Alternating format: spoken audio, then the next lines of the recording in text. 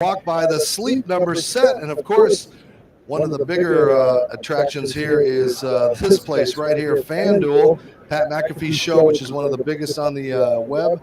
And we'll hopefully have him a little bit later. That's him live right on the air. And you are watching Dave Stevens live right here on Radio Row. And I've got a Hall of Famer next to me on our telecast today. It is the legendary Mel Renfro, Dallas Cowboy from 64 to 77. So many accolades in his career. Punt returns, 52 intercepted passes. What I want to ask you, Mel, because I was looking up your stats a little bit earlier, and again, thank you for joining us. 1966, you played running back and wide receiver. You even had a 27-yard rush and a 42-yard reception. What was going on in 66? Well, my first 2 years, I played defense safety, and I was so effective at running the ball, kickoffs and punt returns. Landry said, "We got to get the ball in this guy's hands more." So he decided to move me to offense, and it didn't work out because the first game against the New York Giants in the Cotton Bowl, Henry Carr fell over my feet, my ankle, and broke it. So I was down for about 4 or 5 weeks, and it didn't look like I might come back to play offense. Of course, Dan Reeves stepped in, the late, great Dan Reeves stepped in and did a fantastic job. So Landry decided to keep me on defense and play safety. Of course, I continued to intercept passes and do a good job. And when my ankle totally healed, he moved me to corner. And, of course, I started intercepting and doing a great job at corner. So I spent the rest of my career at the corner, which I think was a blessing because at running back, I wouldn't have lasted long.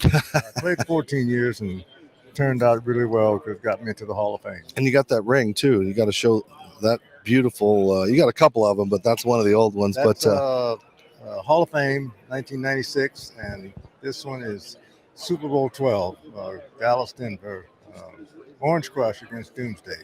That is amazing. It's one of those things you're proud because you know, but people, we didn't get to see the last couple of years at Radio Row. It's awesome. You know, it's great to have you back here, and of course, you're representing the Gridiron Greats and the Gridiron Greats Assistance Fund, which is important for a lot of the NFL guys in your era that don't really get the benefits and things like that they've had in the current era. Correct? You're definitely right. I go all the way back with Mike Ditka, who created the Gridiron Greats Assistance Fund, and a great guy, got a big heart. I played against him. I watched him as a kid, and I played against him when he was playing for the Bears. And of course, he came to the Cowboys as one of our coaches and got to know him extremely well. So when Mike came to me and asked me to participate in the Gridiron Greats, I said, without a doubt. And of course, it's the players back in those days didn't make the monies that they make these days, so they need the help. And Mike Ditka stepped up and made that possible, and I'm happy to be a part of that. And we got Mark Singleton next to you. We're talking about what's going on for Pork Rind Appreciation Day, something you don't really hear a lot about, but Southern Recipe and Small Batch. Tell us a little bit about what's going on. I didn't realize there was enough appreciation of pork rinds to have a whole day. Well, my wife says they're addicting. So when she picks them up, she can't put them down. And they've got all the healthy values of any food that you might want to snack on. And of course, Mark is the master at talking about that. Maybe I'll let Mark say a few words about the pork rinds. Yeah, hey, Mark, just pop in. If you can see, we can kind of scoot you in a little bit here. We'll do it on the fly. All right, buddy. Well, thank you for letting us on today. About 12 years ago, we teamed up with Coach Ditka and the Gridiron Greats to bring awareness and raise a lot of money to help these heroes that we all grew up with that provided so many years and hours of entertainment for us and really brings our communities together. The coolest thing I think about football, from Texas high school all the way to the pros, is the way that it brings us together. And we're so happy to be able to work with Coach and Mel and the other Gridiron Greats. And tell us about this event. You got Joe Green, you got some big names besides Mel. So what is this and how can we find it, get involved, or at least help? Yeah, you can always go to our website, southernrecipesmallbatch.com, find out all about the Gridiron Greats. Right now, you could win $5,000 in a year's supply of pork rinds. And then go to www.gridirongreats.org to find out more about how you can help coach and help how you personally can help your heroes in this great game and at this great time of the year, Super Bowl Sunday. All right, Mark, that sounds great. So now we'll get back to you a little bit here, talk about your Super Bowl memories. You got to play in a few of those Steelers battles. I mean, those were some of the classic ones. You know, your battles kind of reminded me of what this postseason was like. So you've played in these games. The Super Bowl was huge, but it's not like the event now. I mean, what was different about the Super Bowl in those days as it is compared to now?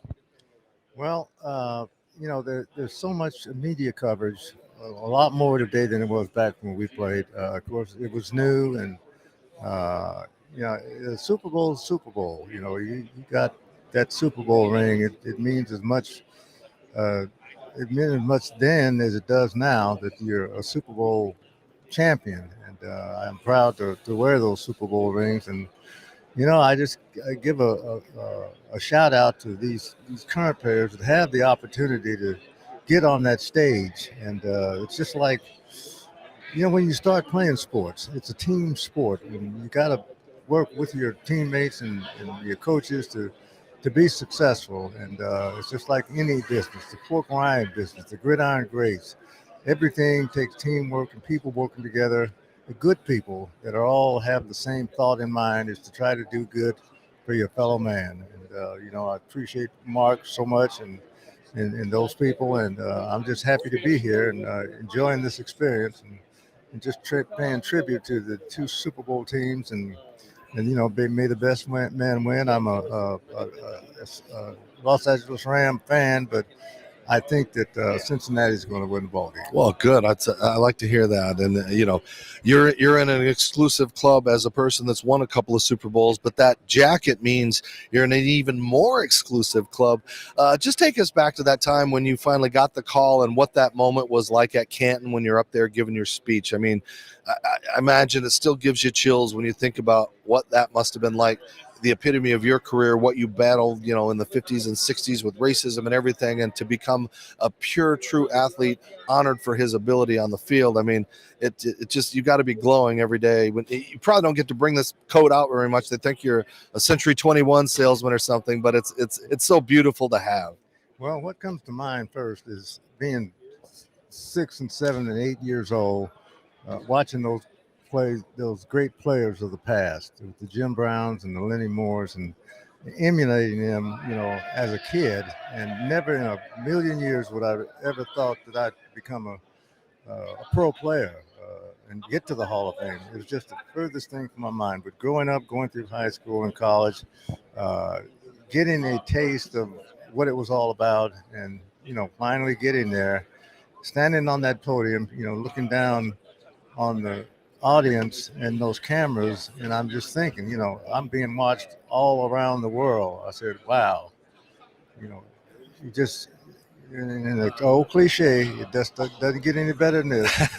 I'll never stop saying it, but that's the feeling you get. It just doesn't get any better than this. Well, Mel, thank you for joining us today. Pro Football Hall of Famer, Cowboys legend, amongst all those great names, Staubach, Too Tall, Tony, just an amazing group. And for you to take time, I'm truly humbled and blessed that you joined us. The great Mel Renfro. And of course, don't forget Pork Rind Appreciation Day. Thank you guys for joining us as Mel takes off. We got Tony Baselli coming up in just a little bit. This is Dave Stevens coming to you live from Radio Row Thursday morning. The hits just keep coming.